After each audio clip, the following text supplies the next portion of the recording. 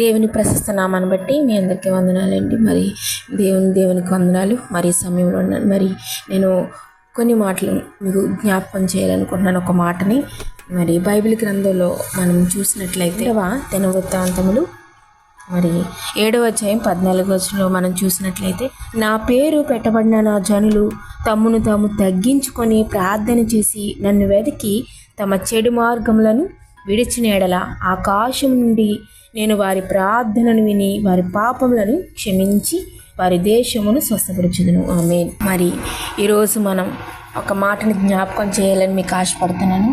మన దేవుడు క్షమించే దేవుడు.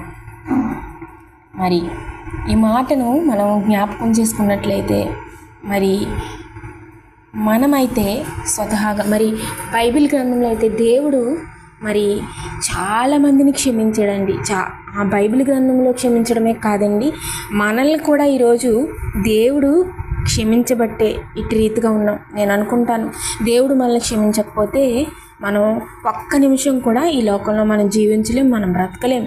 మనం అసలు మనం ఈ లోకంలో ఉన్నామంటే దేవుని కృప, మనం బ్రతుకున్నామంటే దేవుని కృప, మనం జీవిస్తున్నామంటే ఆయన కృప మన జీవితంలో ఉన్నాయి. మరి ఎంతో ఆరోగ్యంగా, ఎంతో సౌఖ్యంగా, సుఖంగా జీవిస్తున్నామంటే మరి సమస్తం దేవుని కృపే. మరి దేవుని కృప లేకుండా ఆయన దయ లేకుండా మనం ఎవ్వరూ బ్రతకలేం. అలా అని ఈ లోకంలో అందరూ కరెక్ట్గానే ఉంటున్నారా?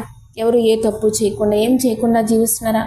మరి దేవుడు మనల్ని ప్రతి క్షణం, ప్రతి నిమిషం ఆయన మనల్ని క్షమిస్తున్నాడు కాబట్టి మాత్రమే మనం జీవిస్తున్నామండి. మరి ఈ లోకంలో మనం చూసినట్లయితే మనమైతే మనుషులుగా క్షమించడానికైతే ఏ మాత్రం ఒప్పుకోమండి. ఏ విషయంలో అయినా, అది ఏ విషయంలో అయినా, ఎవరినైనా, బయట వాళ్ళని, ఇంట్లో వాళ్ళని, ఎవరినైనా ఒక రీతిగానే ట్రీట్ చేస్తాం. మనం క్షమాపణ అనేది మనం క్షమించడానికి ఇష్టపడం. మనలో ఇగో అనేది ఉంటుందండి.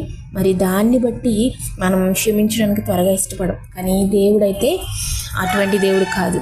మరి బైబిల్ గ్రంథంలో చూసినట్లయితే మరి దేవుని వంటి స్వభావం మరి ఎవరికి ఉండదండి. మనుషులు వేరు, దేవుడు వేరు. దేవుడు కార్యాలు వేరు. ఆయన చేసే కార్యాలు చాలా గొప్పవి.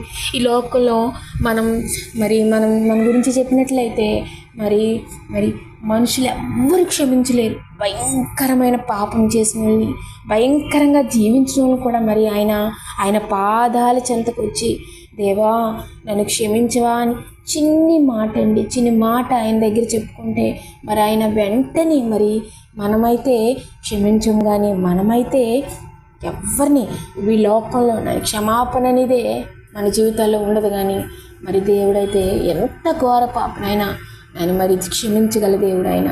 ఆయన అంత ప్రేమ గల దేవుడు, అంత క్షమాపణ కలిగిన దేవుడు.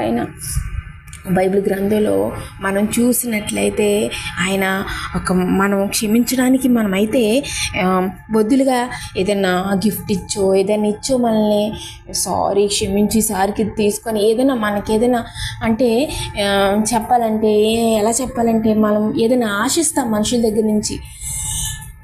ఒక వ్యక్తితో మనం స్నేహం చేయాలన్నా, ఒక వ్యక్తిని మనం ఇష్టపడిన ఏం చేసినా వాళ్ళ దగ్గర ఏదో ఉందని ఇష్టపడతాం. ఈ లోకంలో చాలా మటుకు మనుషులకున్న స్వభావం ఏంటంటే, మనం ఇతరుల దగ్గర నుంచి ఏదైనా ఆశించి ప్రేమిస్తాం, ఆశించి స్నేహం చేస్తాం, ఏదైనా ఆశించే వారిని ఇష్టపడుతూ ఉంటాం. కానీ దేవుడు అలా కాదండి.